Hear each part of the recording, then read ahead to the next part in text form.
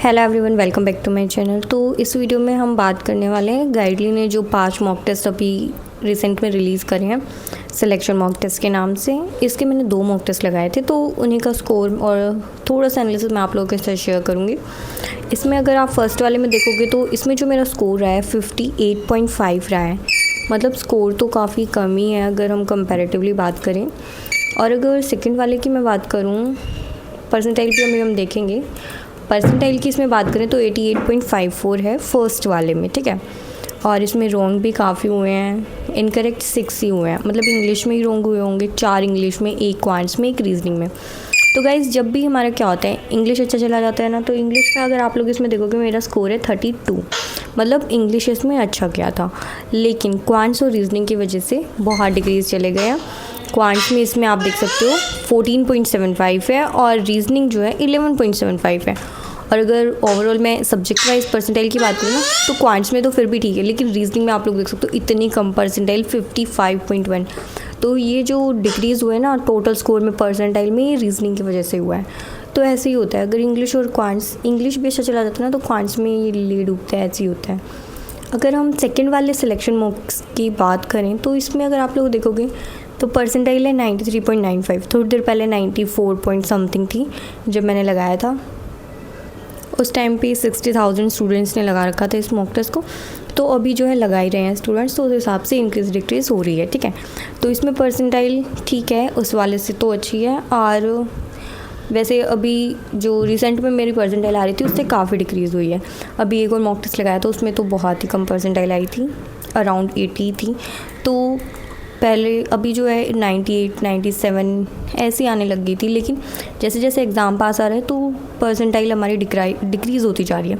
तो अभी हम कुछ कर नहीं सकते इसमें। जो है अगर आप मेरे मार्क्स देखोगे ना, तो इंग्लिश में तो काफ़ी अच्छा स्कोर है, 35.75 है। अगर इंग्लिश में हम ऐसा वहाँ पे परफॉर्म कर देते हैं ना, तो एक तो कॉन्फिडेंस तो बूस्ट होगा ही, लेकिन इंग्लिश में कॉन्फिडेंस जैसे ही बूस्ट होता है ना, तो बाकी के सब्जेक्ट्स में पता नहीं अपने आप ही क्या हो जाता है कि बिल्कुल ही डिक्रीज़ होने लग जाता है। इसमें आप देखोगे रीजनिंग की मेरी परसेंटाइल 78।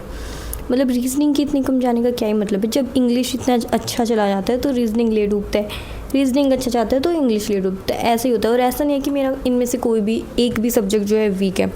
इंग्लिश भी मेरा अच्छा है और रीजनिंग भी अच्छा है, और एवरेज है क्वांट्स भी। मतलब क्वांट्स में प्रैक्टिस करती हूँ तो नंबर इंक्रीज़ हो जाते हैं, नहीं करती हूँ तो डिक्रीज़ हो जाते हैं, वही बात है।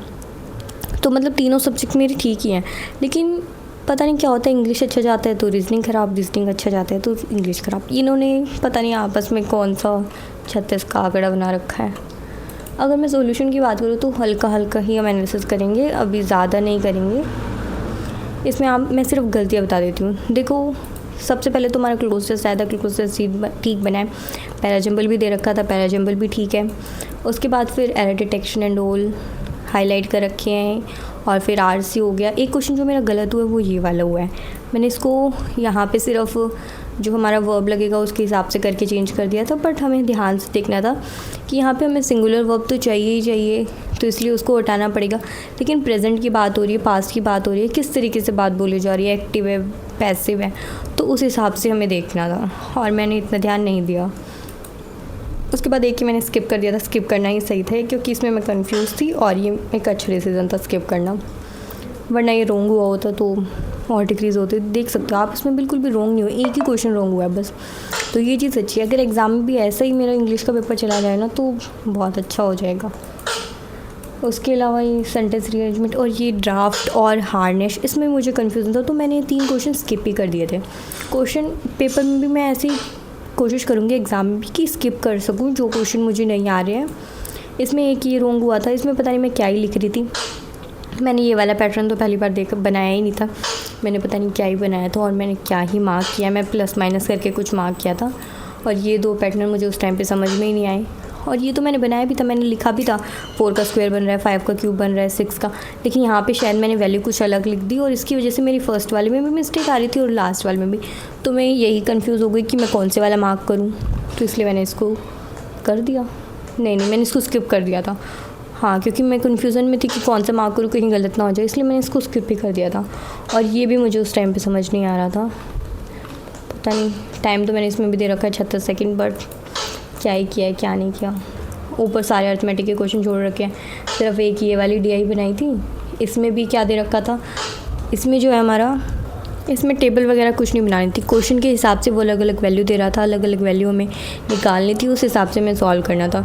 टेबल बनी रही थी इसमें क्या है, स्टूडेंट्स दे रखे हैं, टोटल कितने स्टूडेंट्स स्ट्रीम चूज़ करते हैं, कुछ साइंस करते हैं, कुछ कॉमर्स करते हैं, और जो साइंस वाले हैं ना उसकी डिस्ट्रीब्यूशन दे रखी है। तो कहीं वैल्यू, क्वेश्चन में वैल्यू दे रखी थी साइंस के B के कितने स्टूडेंट्स हैं, कहीं कॉमर्स के कितने हैं, जितनी परसेंटेज बच गई वो कॉमर्स वाली होगी, उस हिसाब से सॉल्व करने थे।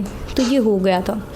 इसके अलावा ये वाली DI करी थी मैंने, इसमें भी टोटल बुक्स दे दी पब्लिश हुई, ये साइंस की दे दी, फिर ये फैंटेसी की दे दी, और फिर ये मिस्ट्री की दे दी। उस हिसाब से मिस्ट्री और फैंटेसी में डिफरेंस दे रखा है, और यहाँ पे साइन 5 की दे रखी है टोटल।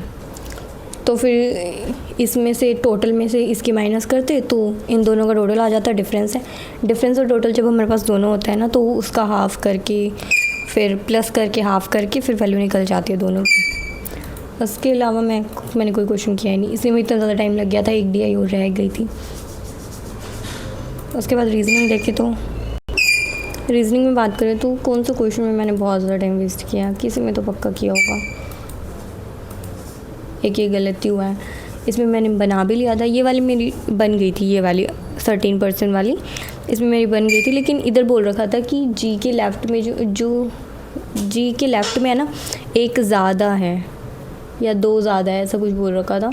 जितने F के राइट में है उससे 2 ज़्यादा F के लेफ़्ट, G के लेफ़्ट में है, ऐसा कुछ बोल रखा था। और मैंने यहाँ पे 2 की जगह, मतलब 3 की जगह 2 ले दिया, इसलिए जो है ये रॉन्ग हो गया। मतलब 15 बने मेरे, 16 बनने थे, और आगे मैं सॉल्व कर ही नहीं पाई, टाइम अप हो गया। मैं अगले क्वेश्चन देखती हूँ, उससे पहले टाइम अप हो गया। इसमें मैंने आप लोगों ने देखा होगा, इसलिए मैं मतलब 1 मिनट 53 सेकंड मैंने लगाए, मतलब 2 मिनट में लगभग DI बन गई थी, पज़ल बन गई थी, लेकिन फिर वही आंसर करने का टाइम नहीं मिला और फिर पैनिक कर गई मैं, समझ ही नहीं आया।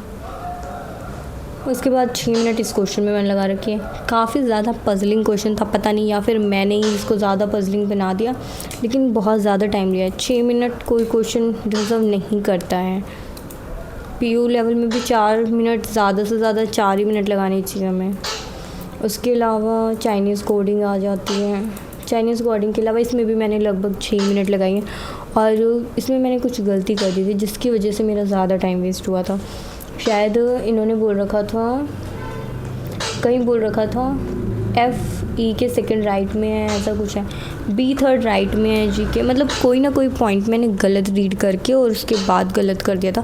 फिर मैंने उसको पूरे को दोबारा बनाया, 2 पॉसिबिलिटी मैंने ली, पूरा सॉल्व किया, फिर वो गलत आ रहा था, फिर मैंने दोबारा 2 पॉसिबिलिटी बनाई, फिर उसको सॉल्व किया, तो ज़्यादा टाइम लग गया, तो इसीलिए रीजनिंग जो है ख़राब गई है। बाकी ठीक है, आप लोगों ने मेरा स्कोर देख लिया है, क्या कुछ हमने गलती की और कहाँ कहाँ इंप्रूवमेंट की ज़रूरत है। क्वांट्स और रीजनिंग में ही इंप्रूवमेंट की ज़रूरत है, इंग्लिश में तो बस एक्यूरेसी पे ध्यान देना है, और क्वांट्स और रीजनिंग में ज़्यादा से ज़्यादा क्वेश्चन अटैम्प्ट करने की कोशिश करनी है। बाकी ठीक है गाइज़, आप लोग अच्छे से अपनी तैयारी करते रहो, और लास्ट टाइम में ज़्यादा पैनिक मत करना, कम से कम जितना भी आप लोगों ने अब तक पढ़ा है उसकी अच्छे से प्रैक्टिस करो। All the very best guys for your SBI PO pre exam.